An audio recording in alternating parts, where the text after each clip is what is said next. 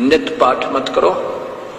ये गलत है, ये कहना कि ये व्यर्थ है। भी आरती मत करो, 500 यज्ञ करनी होंगी पर निष्काम भाव है, ऐसा ही लिखा है, नी इच्छा। एक यज्ञ है धर्म की, धार्मिक भंडारे अनुष्ठान ये अवश्य गुरु आज्ञा से करवाने होंगे।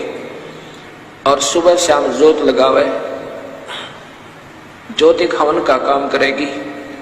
और शाम की आरती सुबह के नित्यक्रम अवश्य करने होंगे। इससे हमारे हृदय में ज्ञान यज्ञ बनी रहेगी, ज्ञान यज्ञ होती है। और ज्योत जो है, ज्योति जो जगाते हैं, ये कहते हैं अंदर की ज्योति जगाओ, बाहर की ज्योति नहीं। ना तो अंदर की जगह इनकी, क्योंकि नाम गलत, गीता के विरुद्ध। और बाहर जो धर्म से पुण्य होना था, जो लाभ होना था, वो बंद करवा दिया। ऐसे ही धन धन सतगुरु, ऐसे ही राधा स्वामी पंथ में कहते हैं ज्योति मत लगाओ, ना कोई धर्म पुण्य करना, तुम्हें भोगना पड़ेगा। अब ये अधूरे सधूरे मार्गदर्शन करके भोली आत्माओं को ऐसे भ्रमित कर दिया। हमने गीता में जो लिखा है वो तो करना ही करना है। हम भी उसको कहते हैं कैसे कि जैसे गीता में लिखा है कि तू मेरा पाठ कर अर्जुन, गीता का नित्य पाठ करता रहे तो मुझे ही प्राप्त होगा निसंदेह, कोई शक नहीं, इसमें कोई शक नहीं। केवल एक पाठ्यक्रम करते रहने से और सही नाम ना मिलने से आंशिक लाभ है, पूर्ण नहीं। यही कहना चाहे भगवान ने। कबीर परमात्मा भी यही कहते हैं कि ये जो तुम पाठ केवल पाठ ही करते हो, चाहे वेद का करो, चाहे गीता जी का, महावीर रामायण का, और चाहे कुरान शरीफ का, पवित्र बाइबल का, या गुरु ग्रंथ साहिब का, या गरीबदास जी की वाणी का, कबीर साहिब की वाणी का करते रहो, अगर सही नाम नहीं मिला तो अधूरे और व्यर्थ है तुम्हारी साधना। इसके साथ साथ ये तो करने हैं, अगर नाम नहीं मिला तो ये सब व्यर्थ है। जैसे खेत में बीज बीजा नहीं और खाद और पानी सुचारू देते रहे तो क्या लाभ होगा? घास होगा, अन्न नहीं होगा, भूखे मर जाएंगे। ऐसे ही हमने पहले बीज बीजना है और सच्चे और सार नाम का, और उसके बाद फिर ये धर्म यज्ञ, हवन यज्ञ, परिणाम यज्ञ, ज्ञान यज्ञ, ज्योत भी जगानी है सुबह शाम, और अखंड जगाते तो कहना है कि दिन रात चलावे। और प्रणाम यज्ञ, दंडवत प्रणाम,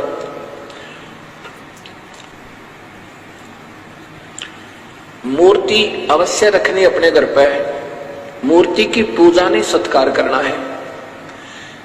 अब कोई तो मूर्ति पर अटक गया, उसी का भोग लगा, उसी की आरती तारे है, उसी का प्रार्थना करता रहे, बचपन की बात, उसी का माला डालने जा, उसी का धूप पर जोत जगा दी, ये व्यर्थ है। मूर्ति हो अपने इष्ट और गुरु की अवश्य हो। और दंडवत प्रणाम करे उनको, सीने से लगा अपने गुरुदेव की मूर्ति को, अपने इष्ट की मूर्ति को। इससे हमारे अंदर विनम्रता, उनके प्रति श्रद्धा बनी रहती है। ऐसा ना करने से भी हम अधूरे रह जाएंगे। केवल मूर्ति ही पूजता रहे, ये कबीर साहब ने खंडन किया। नादानो, तुम केवल मूर्ति पर ही आश्रित हो गए, मंत्र से ही जाप कर नहीं रहे, इसलिए मूर्ति पूजा का खंडन किया। लेकिन मूर्ति का होना अति आवश्यक है, उसे देखते हृदय में गदगद हो जाता है। जैसे हम किसी ऋषि महर्षि की मूर्ति देखें, आत्मा में भक्ति की प्रेरणा जागृत होती है। ऐसे ये मूर्तियां सेंटिमेंटल का काम करती हैं, होनी चाहिए हर घर में। मंदिर में, घर मंदिर अपना एक कोने में मंदिर बना लो, एक अलमारी में, उसके एक ताक में, एक हिस्से में अपना मंदिर बनावे, मूर्ति रखा अपने गुरुदेव की, अपने इष्ट देव की, क्योंकि इष्ट देव की पूजा अवश्य होनी चाहिए, उसकी मूर्ति भी होनी चाहिए। जैसे कबीर साहब हम सबका इष्ट है, और ब्रह्मा विष्णु महेश के पिता निरंजन ज्योत निरंजन काल भगवान गीता में जो कहता है उसका भी इष्ट है। 18वें अध्याय का 64वां श्लोक, निष्पक्ष भाव से फिर दोबारा सोल्यूशन करके देखो उसको। तो हम सबका इष्ट देव तो कबीर परमेश्वर है, उसी की मूर्ति, और साथ में वो गुरुदेव जो सच्चा नाम देता उनकी मूर्ति अवश्य घर में हो। और फिर ज्योत लगावे, धूप धूप जरूरी नहीं है, धूप तो केवल धुआं धुआं करती है। हवन का काम घी न करना और हवन अवश्य करना, ये भी यज्ञ। 5 यज्ञ करते हैं हम। एक यज्ञ है धर्म की, या इस आश्रम के अंदर हर महीने हजारों की संख्या में, कोई हजारों की संख्या में भक्त आत्मा आते हैं और यहाँ पर उनके भोजन की व्यवस्था फ्री मुफ्त होती है, कबीर परमात्मा की कृपा से। और ये धर्म यज्ञ हो गया। प्रत्येक पूर्णिमासी को 3 दिन का एक पाठ चलता है गुरु ग्रंथ साहिब का, गरीबदास जी की वाणी का, जो कबीर साहब की महिमा का, और जिसमें चारों वेद, 18 पुराण, उपनिषद, गीता, महाभारत, रामायण और सभी कुरान, पुराण, बाइबल सभी का सामूहिक ज्ञान और पूर्ण परमात्मा का और सुख संवेद का, यानी वो सामूहिक ही उसके अंदर सारा ही पाठ हो जाता है। 3 दिन में वो पूरा हो जाता है और 3 दिन तक अखंड ज्योत जगती है। यहाँ पर भक्त आत्मा अपना अखंड पाठ करवाते हैं। जितने भी पाठ होते हैं, जैसे कभी 100 हो जाते हैं, कभी 125 हो जाते हैं, उनके नाना अलग अलग से, उनकी अलग से ज्योति 3 दिन जगती रहती है। वो हवन होता है और 120 ज्योतियां जहां पर जगह है, 140 ज्योतियां जगह 3 दिन के अंदर लगभग 1.5 क्विंटल घी का हवन हो जाता है, देसी घी का, और उनको सबको लाभ मिलता है। तो ऐसे 5 यज्ञ करते हैं हम। एक यज्ञ है धर्म की, दूसरी यज्ञ है ध्यान। ध्यान यज्ञ ऐसे नहीं आंखें बंद करके समाधि लाओ। सहज समाधि क्या होती है ये बताते हैं। सहज समाधि और करते हठ योग से समाधि। सहज समाधि ऐसे होती है जैसे आप कहीं बाहर चले जाओ और जा चुके हो 1000 किलोमीटर, तब आपको याद आए कि मैंने 50,000 रुपये लोन लिया था और अलमारी में रख दिया तिजोरी में, और चलती दफा किराया जब निकालने लगा और अलमारी खुली छोड़ा, और फिर आप अपने जिस काम पर पहुंच चुके हो वहां से वापस जब तक नहीं आओगे, 1 दिन में, 2 दिन में, 4 दिन में, तब तक आपका ध्यान अलमारी से नहीं हट सकता है। परमात्मा, कहीं बच्चे बाहर चले जावे, कोई चोर ना घुस जावे, किसी बच्चे का हाथ लग जाए वो खराब ना कर दे, मुश्किल से गरीब आदमी ने लोन लिया है, कर्ज लिया है। आप वहां काम भी करते रहोगे, रिश्तेदारों से बात भी करते रहोगे, लेकिन आपका ध्यान वहां से हट नहीं सकता। पल पल में होगा, आंखों से पानी आने को हो जाएगा, दिल में कसक सी होगी, हे परमात्मा क्या होगा, ये दाता ठीक ठाक पावे। ये सहज समाधि है। हम आपको इतना योग्य कर देंगे, उस परम पिता के गुणों से परिचित करवा देंगे। कबीर परमात्मा कहता है आपकी सहज समाधि हटे नहीं माते। ये ध्यान है, ये ध्यान यज्ञ है, ये सहज समाधि कहलाती है। हठ योग करना ये समाधि नहीं है, ये तो हठ योग है, और ये गीता में मना किया हुआ है। अभी दिखाऊंगा आपको।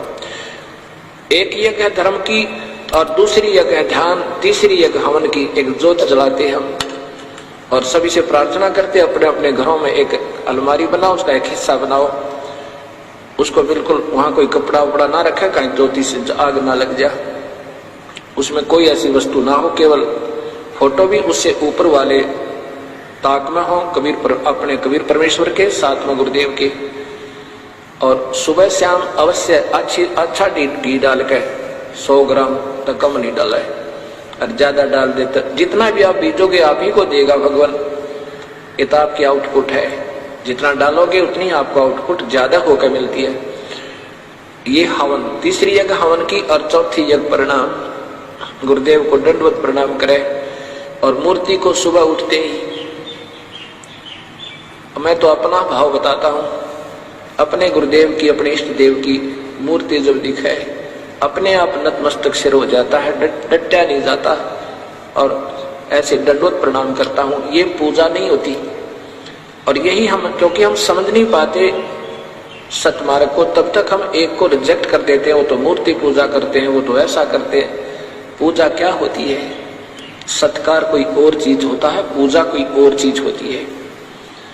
पूजा जैसे पतिव्रता अपने पति की पूजा करती है, आदर सत्कार सबका करती है, और पतिव्रता पत्नी का पति विदेश चला जाए तो फोटो से वो कितना प्यार करती है, उसकी आस्था रह रहकर उमंग बढ़ती रहती है, उसके गुणों की याद आती रहती है। ऐसे ही हमने मूर्ति अवश्य रखना चाहिए, लेकिन पूजा नहीं, सत्कार करे, अवश्य करे। और पांचवी यज्ञ है ज्ञान की। ज्ञान क्या होता है? सुबह हम पौन घंटा लगता है लगभग सुबह के नित्यनियम गरीबदास जी कबीर साहब की वाणी के आधार पर करते हैं। ये तो देखो प्रमाणित शास्त्र है, चाहे गीता का पाठ कर लो और वहां में गुरु ग्रंथ साहिब का पाठ कर लो और चाहे कुरान का करो, बाइबल का करो। और ये ज्ञान यज्ञ कहलाती है, जिसका गीता जी में कहा कि तू मेरा पाठ करता रहेगा, गीता जी का पाठ करता रहेगा अर्जुन, तो तू मुझे ही मिलेगा, क्योंकि काल के जाल में रहेगा केवल पाठ करेगा तो। और सही नाम मिल के साथ भी करेगा, सही संत से नाम लेकर ओम नाम का भी अगर जाप करना है तो पूरे संत लेकर, इन और नामों का नहीं। कबीर साहब कहते हैं कोटि नाम संसार में उनते मुक्ति ना हो, तो करोड़ नाम है उनते मुक्ति नहीं होगी। और सार शब्द मुक्ति का दाता जाकू जानना कोई। अब ये ऐसा विवरण होता है इसका।